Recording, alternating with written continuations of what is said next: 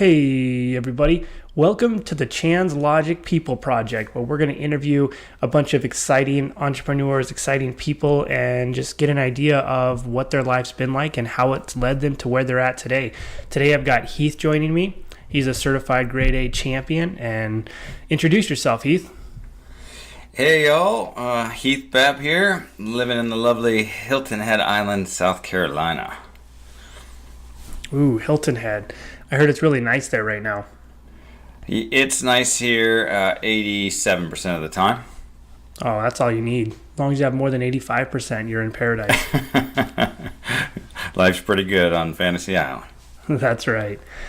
So Heath, talk to me a little bit about how you got into this whole gig. Let's start from when you were a kid. Were there any incidences or did you have a lifestyle that sort of led you into wanting to build your own businesses and start to do your own thing? And what happened?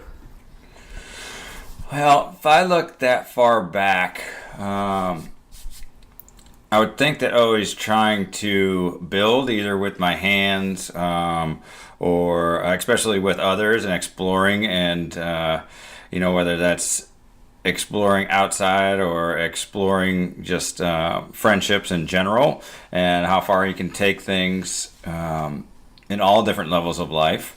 But when it really kicked in, I think, was when I first met a friend of mine who wrestled, and the teamwork that was built there and how we could work as a team to really accomplish something.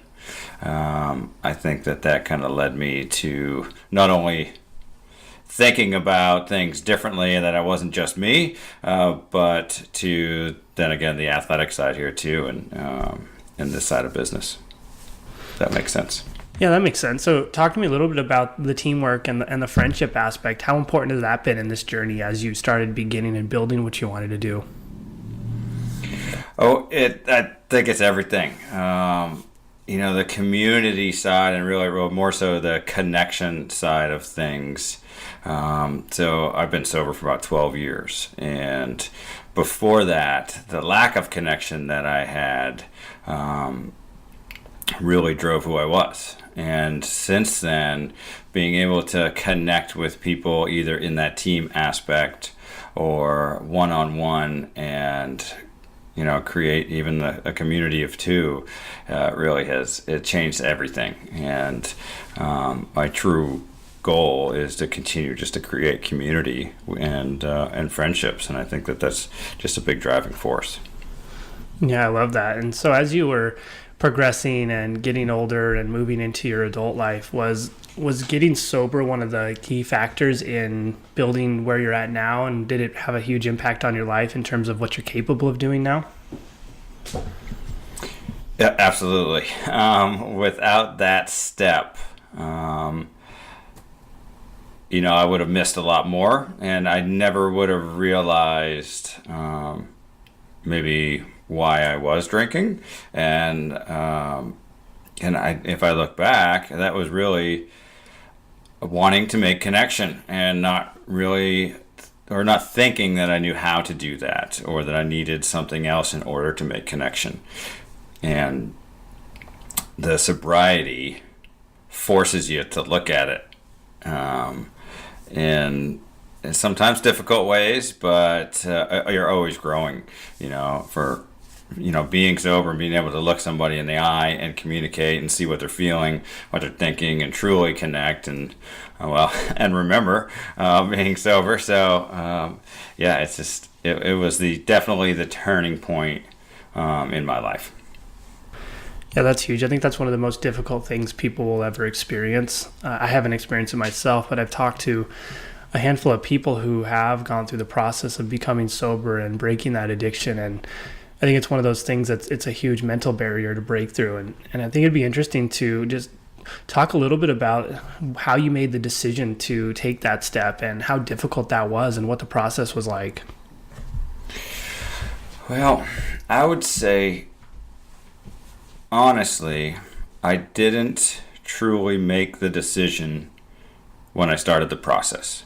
So for me, I was lucky enough that I didn't hurt somebody. I got a DUI, and it took years after that DUI, but when I actually moved from Hilton Head to Charleston, South Carolina, and I needed to have a license. Before that, I just put it off. I didn't need it, and no big deal. And then when I did that, I started the process of getting my license back. I had to go into a group and just talk, 2 hours a week after work on Mondays, I think. And then that turned into 2 days a week, and then 3 days, and then 5 days. And not because I was like, oh, this is great, I want more days. It's because I couldn't keep up with my commitments in those classes. And about 6 months in, I just started to listen, and I started to talk. And I started to connect with those people in the room. Because before then, I was just seeing them as, they're just different people with different problems. We're not the same.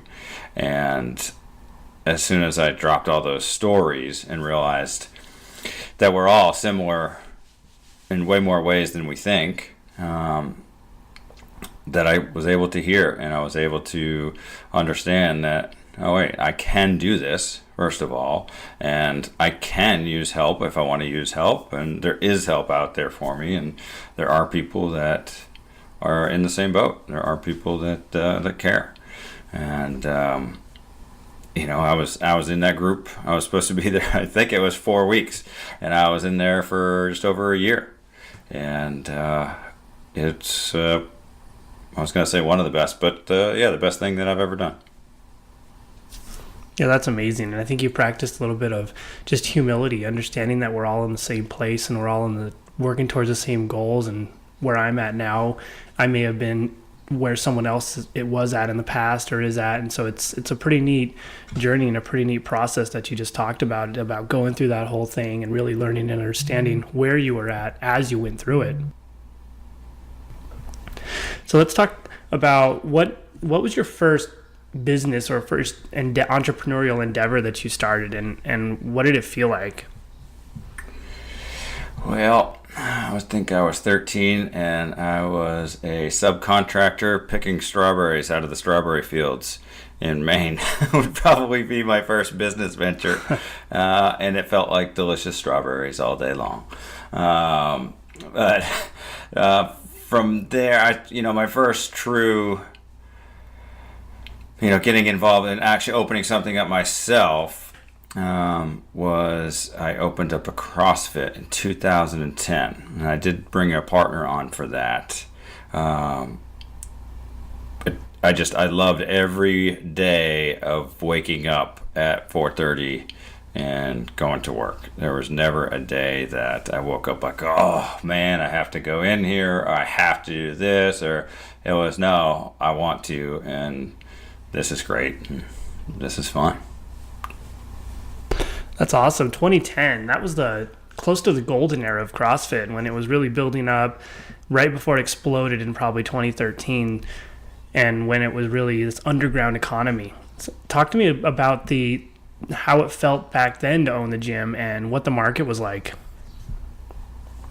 Well, like I said, I loved it. At the same point, though, we're running a business, and I use quotations there because it was really more of a job, right? Just enough so that we were paying ourselves, and I love what I was doing, but we weren't making savings. I wasn't putting away, $1 million a year to support myself later on down the road.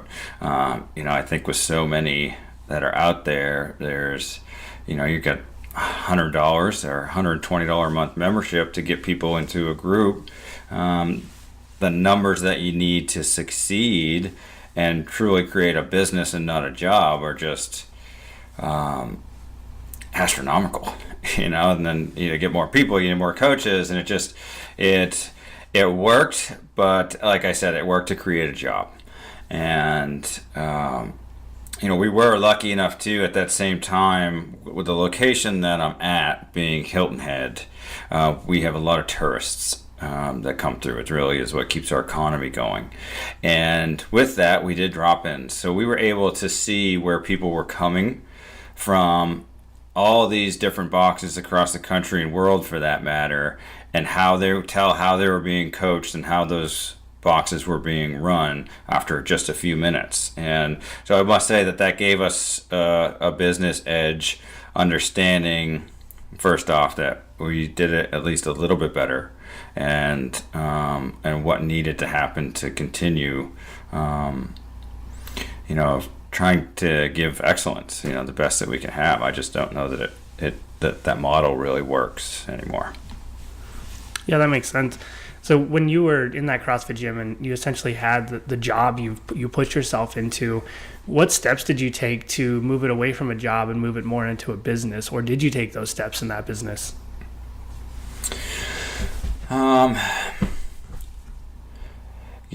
So we brought on at least another coach. We were working on 2 at the time, and that at least freed up some time.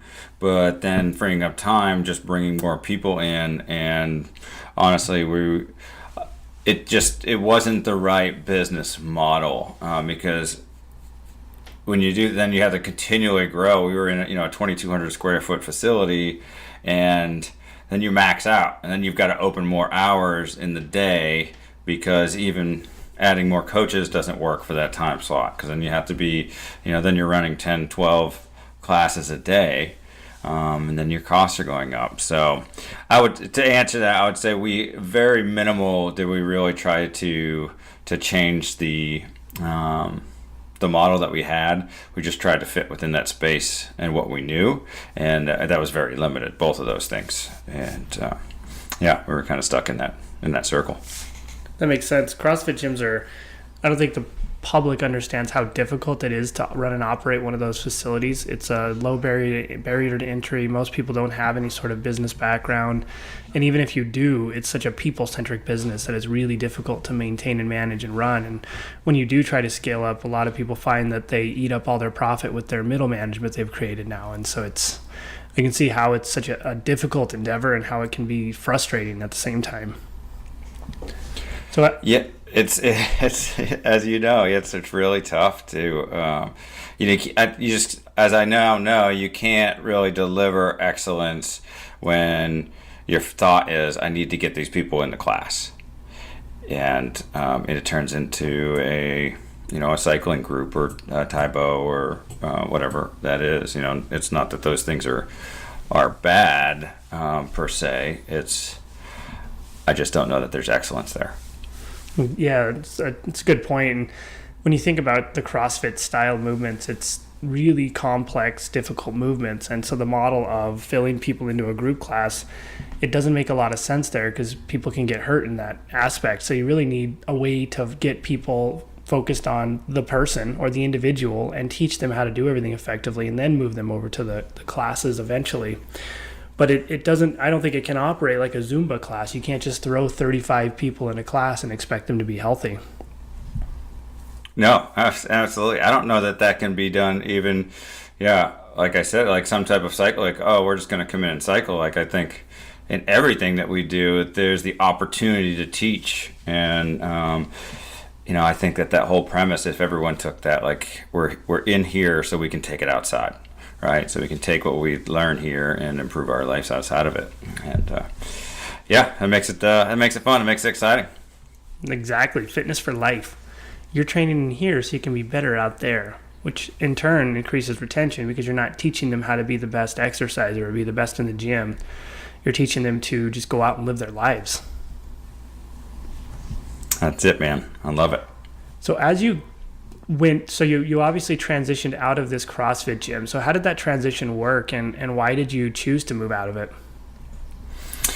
Well, so like I said, I brought a partner on, and about 2 years into it, I had the opportunity to work with a friend of mine, and we were operating now where we had one coach, one owner working, or both of us were working, but we had hired another coach, and there was enough space in there so that I felt that I could step away, and that ultimately was, I'll have to backpedal a little bit.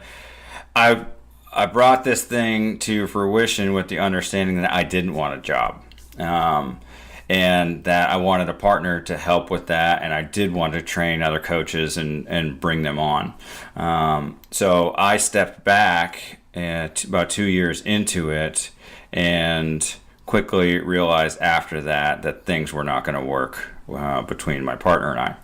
So we split. I sold out of the gym and then started some travel where I ended up, at another CrossFit in Lake Forest, California. CrossFit Forest, love those guys. They do it right. They do it well. It's a great community out there. I was there for about a year, trained, 6 to 8 coaches, and just realized that SoCal wasn't my spot. And I traveled around some more. I started teaching a little bit, and became a whitewater rafting guide for a year. And then from then was doing some consultations for CrossFits as well. I would go in and retrain their staff and hire coaches, and did that for Reebok here on the island. And after that, realized that what I wanted was something different. I didn't want the 80-20 turn and burn, which basically is, out of the 100% that I work with, 80% of those people were gone in a year. Because that was the model. We needed to get as many people in as possible, and I just knew that it's not sustainable. So I joined up with the Mad Lab group, and they have helped me see and understand this premise that I had been thinking about, and help me clarify it, if you will, about the one-on-one and teaching people movement in a different way, right? It can't be done in a class of 10 and expect that everyone's going to feel as confident as the person next to them or understand it. So I think I've been with them for almost 6 months now, and just honing in the skills of the one-on-one introduction and fundamentals, and taking my love for movement and switching that over from the group setting to the one-on-one really allows me to get much more connected with the athletes as well. And I think I'm long-winded that little bit there, but that's the transition. It was it took a while of because I loved what I was doing, but I also knew that there was a big gap in me being able to deliver what I knew the athletes needed.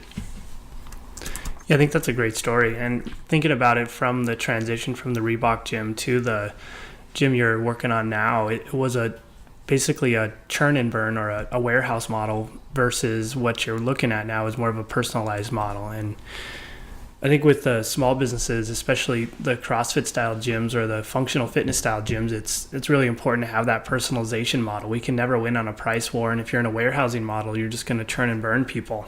So if you can figure out a way to keep people forever and focus on that retention, then I think you're in a really good spot. So I think that was a pretty cool transition that you made and that you're working on now. So talk to me about, what was it as you were in the final gym before you opened this one? What was it like, and what was your position in that place? Well, I had gone into a box with I took over as basically operating owner / general manager, and I had been there, I believe it was 3 years prior, and trained the staff, hired a head coach that was running everything, and after 6 months, my contract was over. So a few years later, they called me, and I went back in, and like I said, took over as the GM and tried to make a transition towards the Mad Lab model. And to be 100% honest, I was not ready or cut out to take that model and completely spin it around. with the coaches that had been there so much longer before me. It was basically be like starting from scratch. And so we had to, we stepped away, we split ways. You know, the owner and I are still friends. I love her. But it's just a different model. And I understood that was me. I had a vision for something different, right? They had their own vision and they wanted to do it their way. And yeah, I don't fault anybody for that. I think we all have our own path. I just realized what it is that I want, and I have clarity with that now. So, yeah, stepping back was the best choice for both of us. Yeah, we definitely grow and we evolve and we become different than we were before. And that's just part of the entrepreneurial journey, figuring out what we really want. Sometimes it takes 3 or 4 or 5 different attempts or tries to make it work and to figure out what we truly want. So talk to me about, as you're transitioning from this previous gym into the new one, talk to me about the Mad Lab model for people who don't know what it is. How would you define that? Well, the Mad Lab, like in a nutshell, it lays out a few of these fundamental points that you need to do in order to be a successful gym in their eyes. And the number one being the one-on-one fundamentals program, and making sure that you have an extensive intake process to not only train your athletes, but to get to know them. And I think that really is the biggest part of success for anybody. Like, for me to succeed, I have to know this athlete. All right, I have to know what hurts them, what aches them, what they enjoy, what their kids' names are, for us to really create a connection where they can trust me and I can also trust them, so that we can grow. So that's number one. Number two, they have a pretty in-depth back end, a very in-depth back end for the education of the coaches and ongoing education, so that you can take somebody who has never coached before and bring them up to to the level of coaching that honestly you just don't see a lot of, and that really a professional coach making a professional wage. And that excites me because I want everybody in the fitness industry to be able to really thrive. You know, if the median income here on Hilton Head is $72,000, so I think every coach should be able to make at least $72,000 a year. And Mad Lab does have a great program to lie that out for the coaches. With me, it's just me right now. But I'd like to make that this first year. That'd be great. Mad Lab also has, like I said, their back end. They've got a ton of stuff as far as setting up systems and keeping not only myself or coaches or athletes accountable, and the community that they bring is wonderful as well. You know, we just had the summit down there, and I think that was the best part of it, was just being able to sit there and talk with people that are going through the same things. And I think that's what I'm looking for, right? I'm looking to find people that are going through the same things that I can help inside my gym. So to be able to do that on the business side of things too was pretty cool.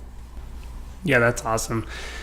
That's basically mentoring. You figured out a way to find a mentoring group that you fit with, and a way for you to grow and learn and understand and get out of your own head. And that's one of the biggest things that people miss out on, is having a mentor and having someone to help them grow and having someone to help guide them, and having someone to say, hey, wait, what do you think about this? Or let's try it this way. And so that way it pulls us out of our own heads, because a lot of the time we get trapped in there and we need an outside source to help us and learn and grow and build.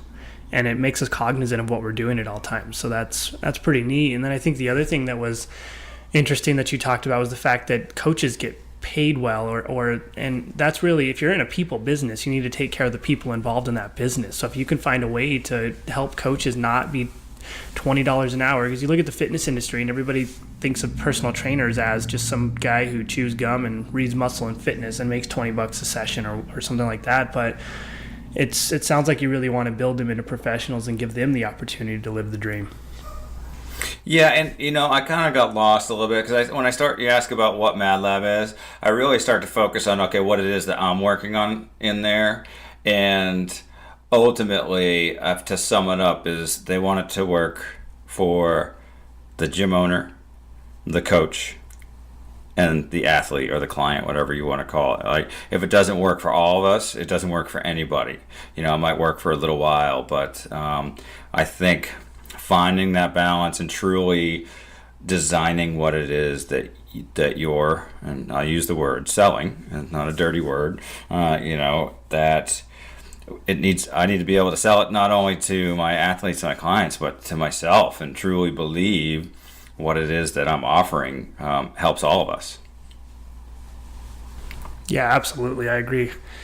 It's one of those processes where everybody's taken care of, and that's important, especially in the customer-centric economy that we live in, building that culture of caring that I talk about a lot. It's everybody has to be okay, the customers, the staff, and the business owners or the founders. And if one subset isn't okay, then you have a problem because you're going to create animosity in that subset, which is going to leak out and cause problems with the other two. Yeah, it'll come back and bite you. And that's right. It always does. Yep. And then it creates more work for everybody. And I think that, and I don't just mean from the business side of things. Like, it's just like what we teach people. Look, I want you to be as efficient as possible. Right. And if we set this thing up, if I've got a plan for you and my fundamentals, right, and I know that plan we can adapt and change along the way. But like, this is the best thing to get you from point A to B. We can vary off of that, but I think that's what having the right business group does as well. Yeah, absolutely. So now as you're transitioning into this new business you're building up, walk me through that process. How's that been? The process of building up the third or fourth business is always interesting because you've learned so many from the previous two. So how's that process been?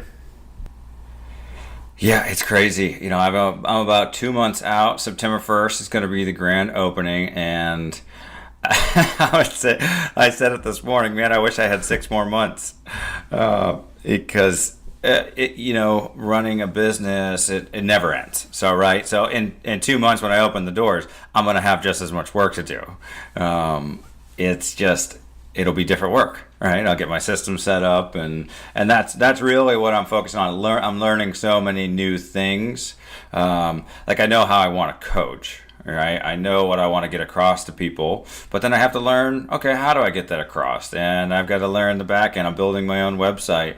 I learned for the second time to not hire somebody just to build your website.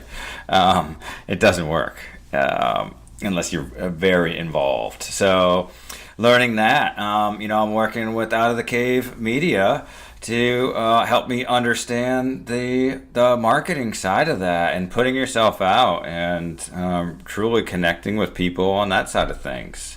And honestly, I bet I have on my list of to-dos, I've got learn these things as one list, and I bet there's at least 20 more things on there that I haven't looked at yet. And that's cool. It's exciting.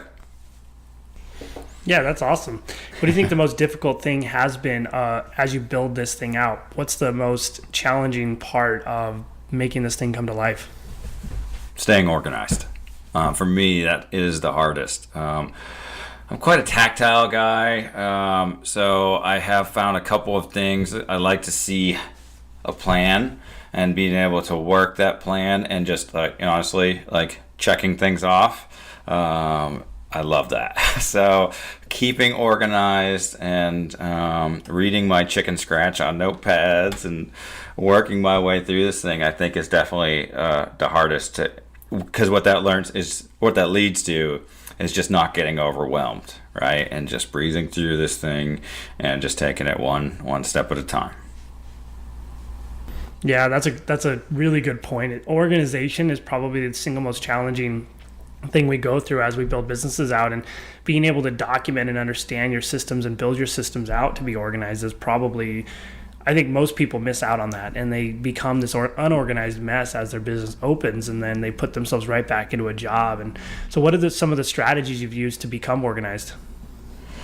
Well, the first thing I'll think of is the Fantastical app. and that's just a calendar. My brain could not function having my Mac calendar and my reminders not work together.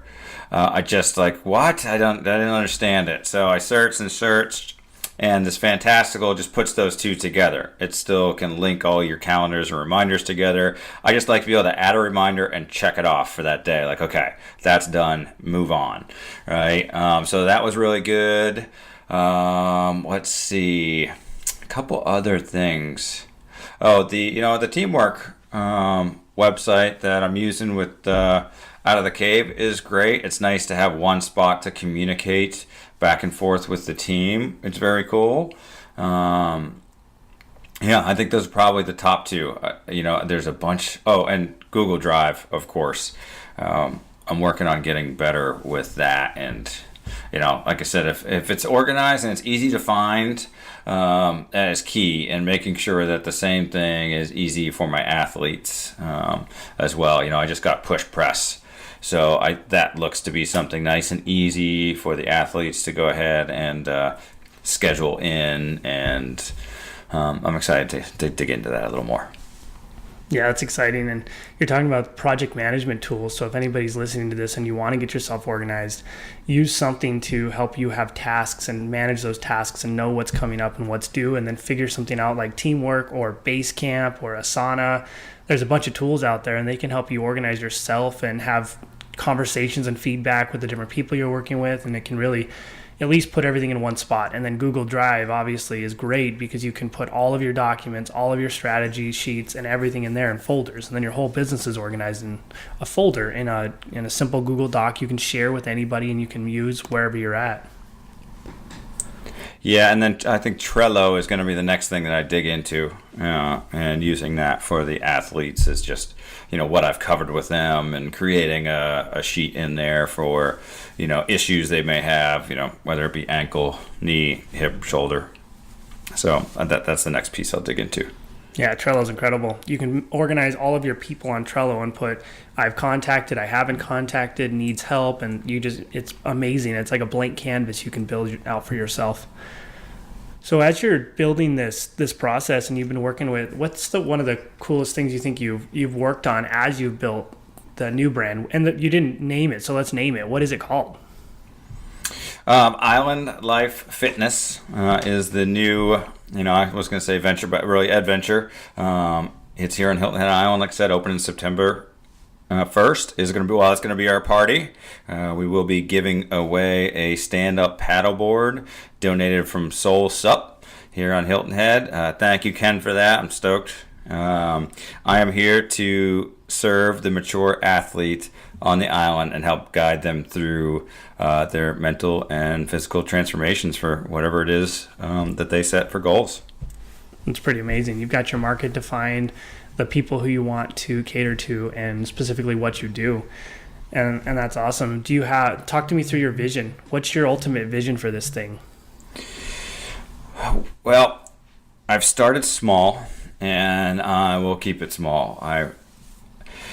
There's, like we just talked about a while, there's only so much time and energy that I can give out to a certain number of athletes and clients. And so my vision is to create this tight-knit tribe of people, athletes, clients, whatever they prefer to be called, where we truly work together to help transform this community inside and outside of the gym. And that is my premise, is look, we are here inside this gym so that we can do whatever it is that we want to do outside of it.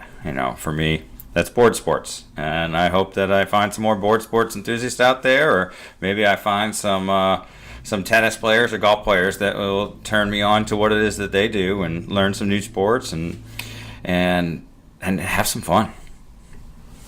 Yeah, that's it. If you're not having fun, you're going to hate it eventually. Yeah, that's true. And I try to have a lot of fun. I really do. Yeah, that's huge. So do you have any advice for people listening who may be trying to figure out what they want to do or how to do it? Yeah. I'll tell you that every day I freak out a little bit. And I get to a point where I'm just scared to death. And I then check it and realize that, look, if I'm scared, then it's worth doing, right? I'm nervous. Like, I want to deliver. I want to be able to give anybody that I come in contact with what it is that they want, what it is that they need. And that's scary, right? Because everybody's different and we all have fears. So, but I realize that fear is excitement, and use that excitement. And I'll say it today, if you're not afraid, if you're not excited, then maybe it's just not worth doing. So get scared. That's right. If you don't have a little bit of butterflies in your stomach as you're building it out and not slightly terrified of what could happen, it's probably not that difficult, and you should probably figure something else out. Yeah, you're living safe. And that does not right. go with weight training, right? It's That's different. True. Yeah, this is business.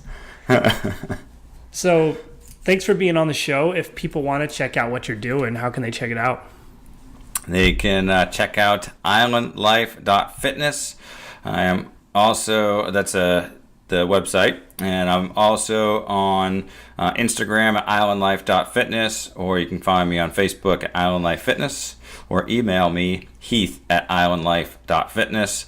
And yeah, if it can be anything, man. If someone's looking for a little insight, either on the WordPress side of things that I'm building, I am the furthest thing away from an expert, but I can tell them what I've got into, or whether that's just the business side or the training side, or you just need some help with something, reach out, please. I'd love to talk.